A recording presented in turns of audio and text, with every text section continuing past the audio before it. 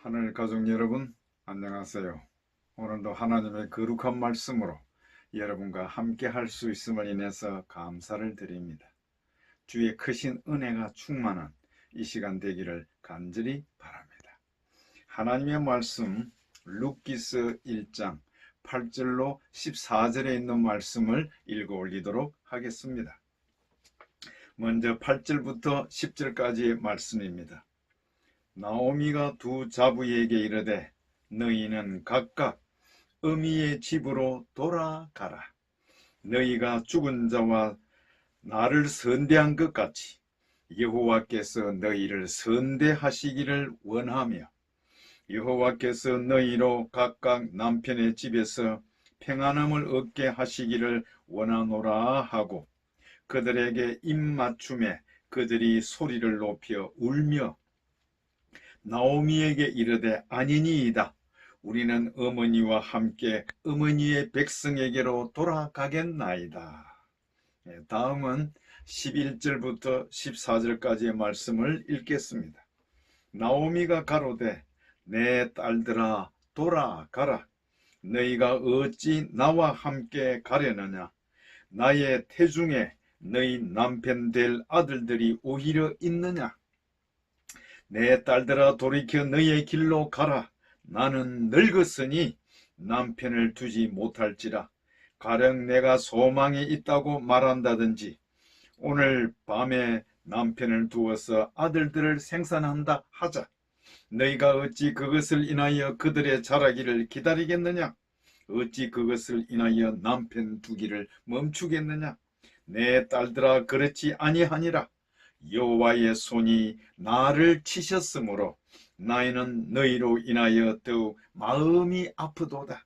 그들이 소리를 높여 다시 울더니 오르바는 그 시모에게 입맞추되 룻은 그를 붙쫓았더라. 사랑하시는 하늘 가족 여러분, 저는 오늘 이 본문의 말씀을 중심으로 갈림길에서 선택한 길의 축복, 갈림길에서 선택한 길의 축복이라고 하는 주제로 여러분에게 말씀을 드리고자 합니다. 갈림길에서 끝낼 것인가?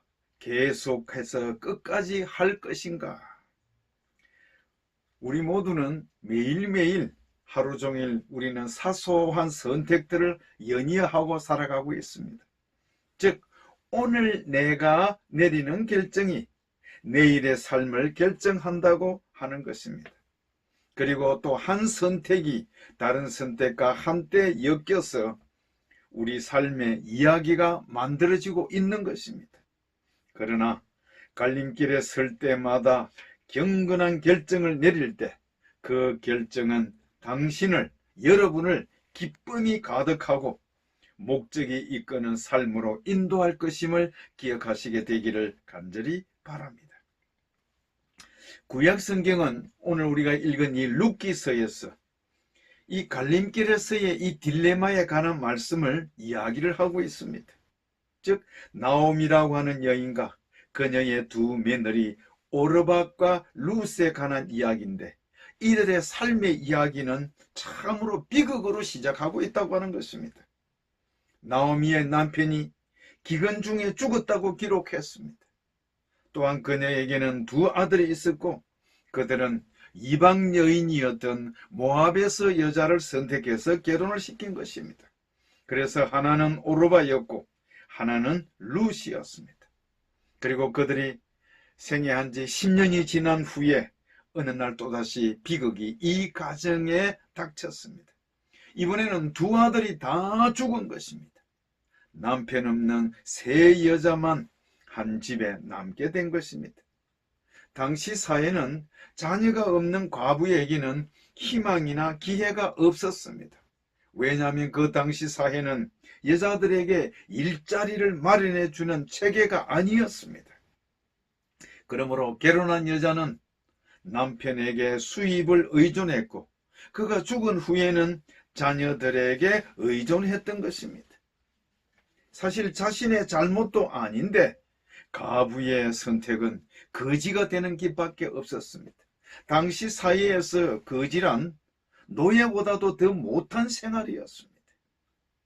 이러한 시간에 나오미는 암울한 현실을 알았기에 두 며느리에게 고향으로 돌아가라고 자유롭게 권했다고 하는 것입니다. 즉 무슨 말입니까? 너희들 둘 다 내 아들들과 내게 너무 잘해 주었다. 너희들은 정말 훌륭한 여자다. 이제 고향에 있는 가족들에게로 돌아가거라. 그것이 한결 쉬울 것이다. 게다가 너희는 아직도 젊지 않느냐? 얼마든지 새로운 남편을 만날 수 있을 것이라고 시어머니는 독려했던 것입니다. 나오미가 이렇게 한참 설득하자 큰 며느리 오르바는 고향으로 돌아갔습니다. 왜냐하면 그 편이 쉬웠고 결코 부끄러운 일도 아니었습니다. 그리고 분명한 이치에도 맞는 이야기였습니다. 그러나 둘째 며느리 룻은 상황을 달리 보았다고 하는 것입니다. 고향으로 돌아가는 편이 쉬움에도 불구하고 불확실한 미래에 대해서 시어머니 곁에 남기로 선택했다고 하는 것입니다. 갈림길에서 선택한 길에 축복이 되게 하려면 룻은 어떻게 했길래 갈림길에서 축복이 되었을까요? 첫째, 나는 끝까지 가겠다고 하는 룻의 선택이 있다고 하는 것입니다. 나는 끝까지 가겠다. 나오미는 룻의 마음을 돌리려고 애쓰며 말했습니다. 룻기서 1장 15절의 말씀입니다. 나오미가 또 가로되 보라 네 동서는 그 백성과 그 신에게로 돌아가나니 너도 동서를 따라 돌아가라. 시어머니 나오미의 말은 정말 칼날과 같이 명백하게 말씀을 했습니다. 갈림길에 선 룻, 동서였던 오르바는 이미 고향으로 돌아갔습니다. 그런데 그녀는 끝까지 가겠다고 선택했습니다. 그런데 시어머니는 돌아가라 돌아가라 돌아가라고 하는 것입니다. 이 갈림길에서 룻은 최고의 시험대 앞에 섰던 모습과 똑같은 것입니다. 그동안 시어머니와 더불어서 10여 년 생활해 보았을 때 그녀의 시어머니는 더할 나위 없이 좋은 시어머니였습니다. 그녀는 며느리들에게 자신의 합법적인 권리를 주장도 아니했고 언제나 자유롭게 선택하도록 가르치고 했다고 하는 것입니다. 즉, 이 룻의 마음을 끈 모습은 바로 무엇이냐? 그가 왜 미래가 불확실함에도 불구하고 끝까지 가겠다고 선택했는가 하는 것입니다. 그것은 바로 나오미라고 하는 시어머니로부터의 그 성품의 비결, 너무나도 고상하고 아름다운 그 성품에 이 룻의 마음이 끌린 것입니다.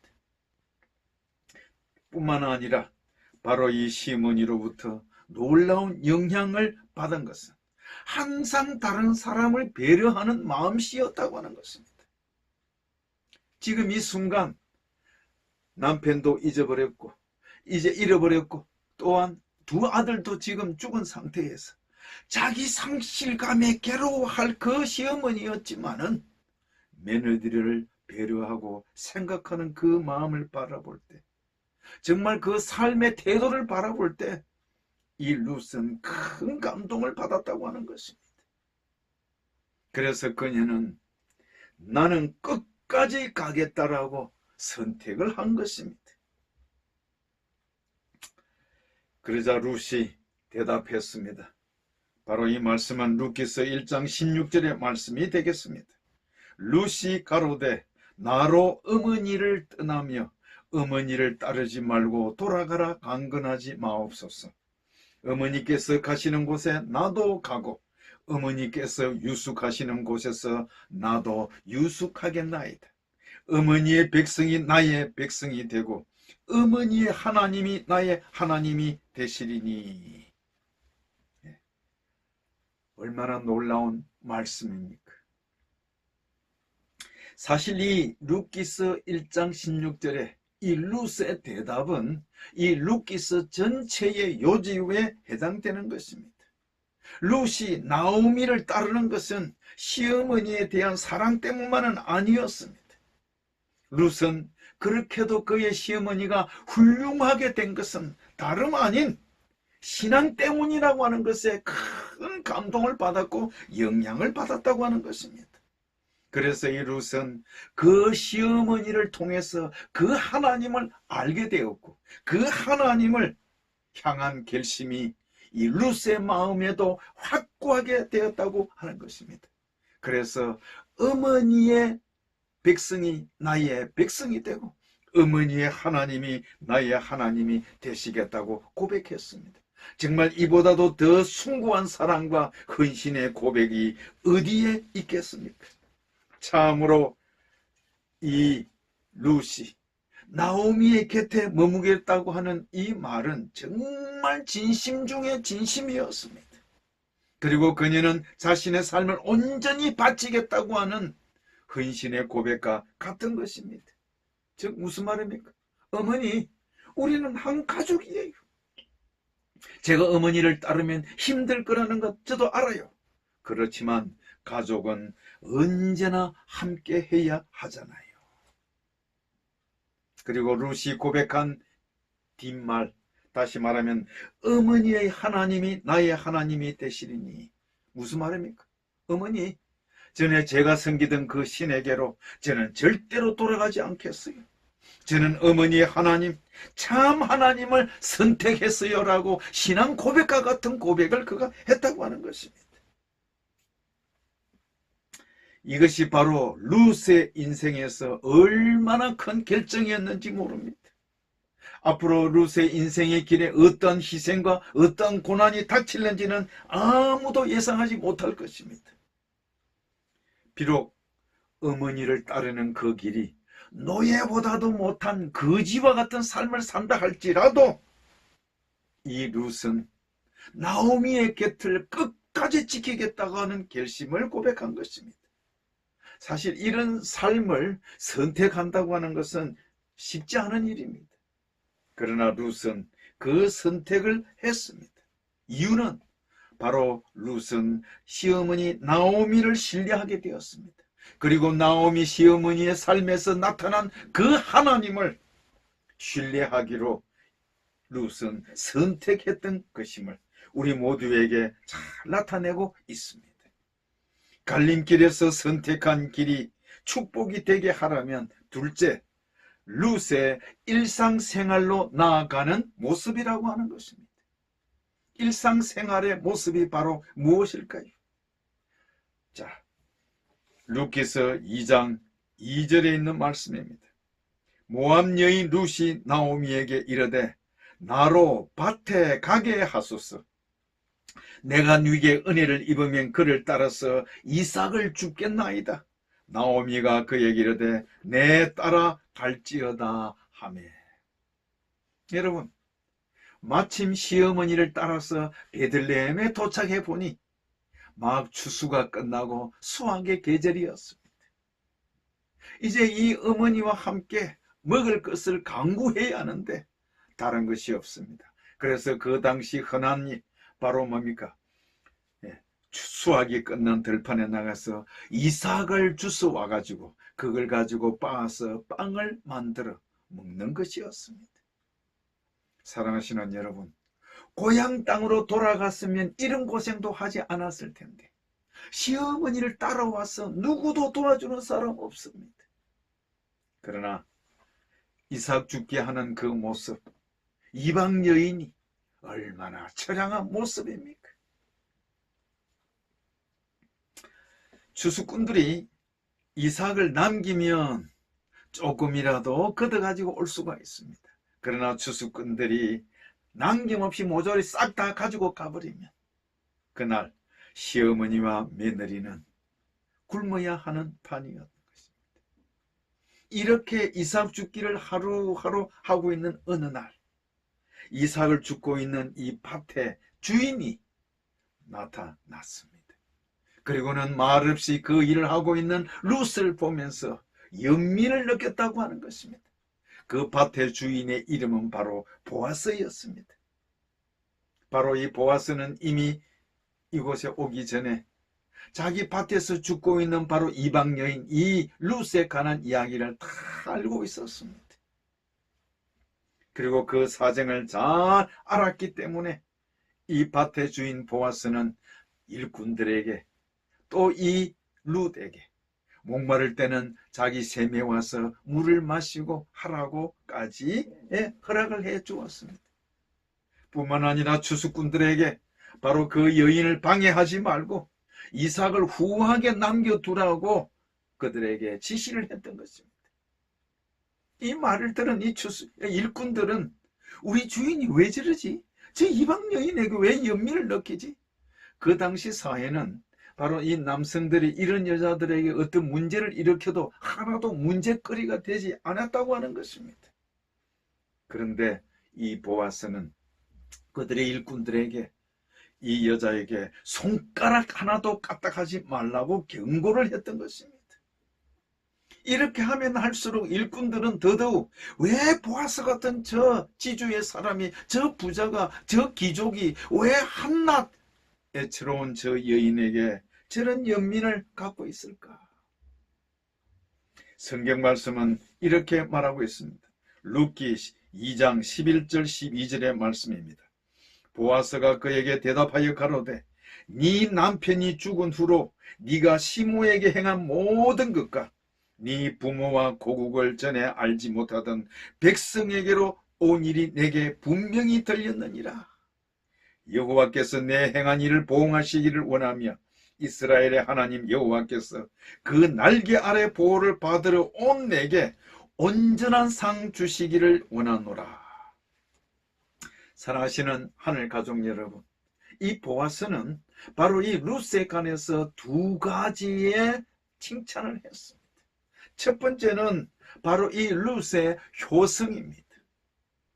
어려운 환경 가운데서도 정말 어렵지만은 끝까지 시므를 향한 바로 그 효동하는 모습에 바로 이 보아스가 큰 감동을 받았다고 하는 것입니다.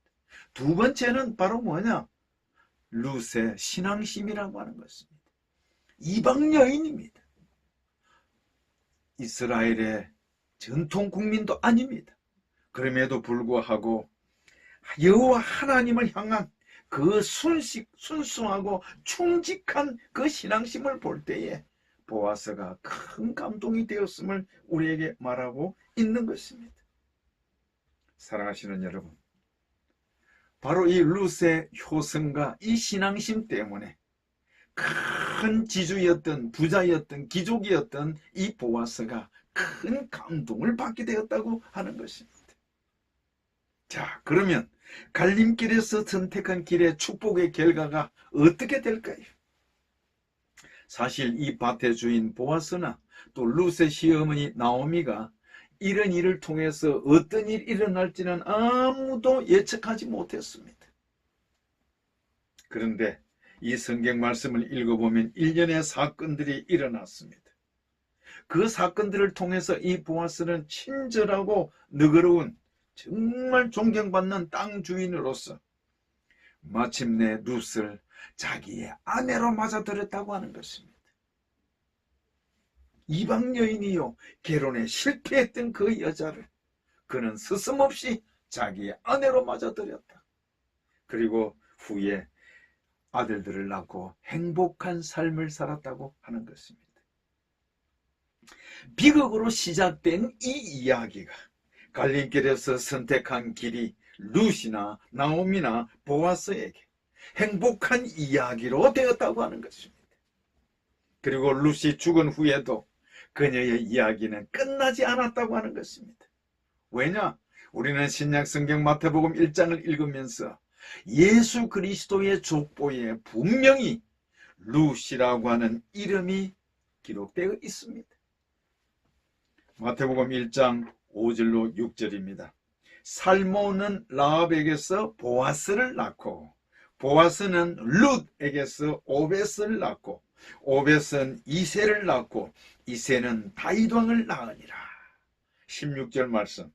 야곱은 마리아의 남편 요셉을 낳았으니 마리아에게서 그리스도라 칭하는 예수가 나시니라.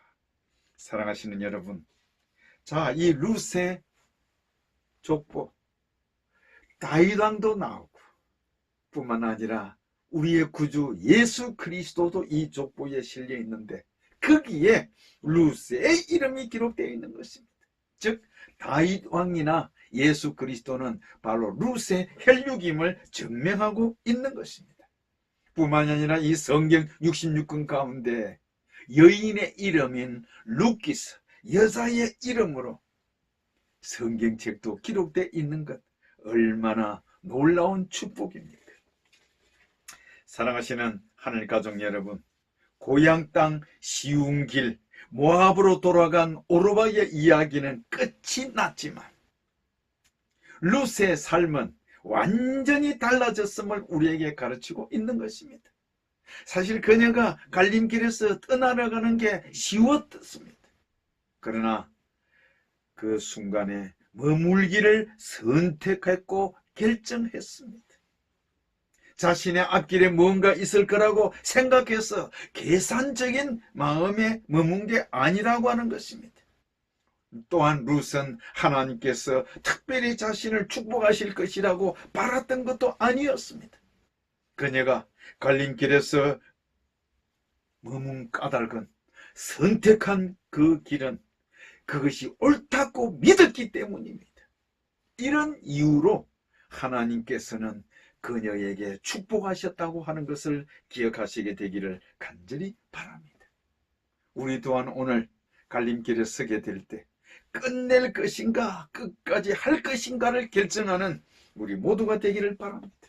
여러분들도 어느 날 정말 갈림길을 만나게 될 것입니다. 아마 새로운 방향을 바라보았을 때는 완벽하고 좋은 길처럼 보이는지도 모르겠습니다.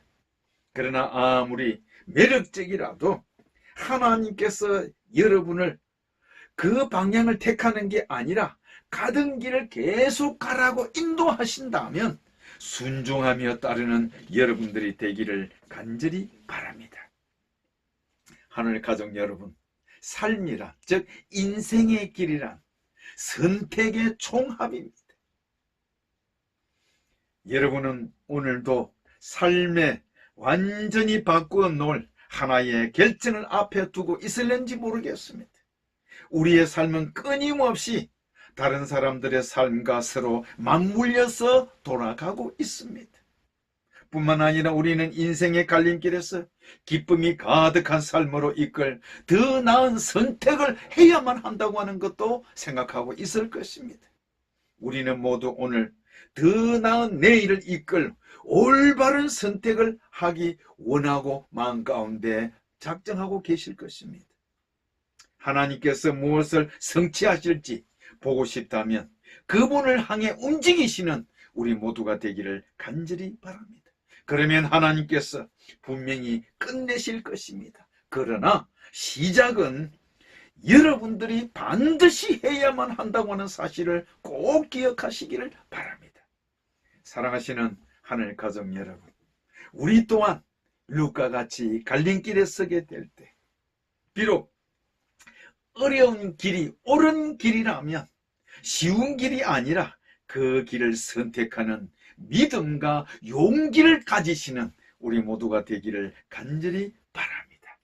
갈림길에서 선택한 길의 축복의 주인공 룻과 같이 우리의 모든 길에 하나님의 방향으로 한 걸음 내디뎌 가심으로 여러분의 인생의 길이 하나님의 축복으로 충만해지는 하늘 가족 여러분 되시기를 바라면서 말씀을 마치겠습니다. 감사합니다.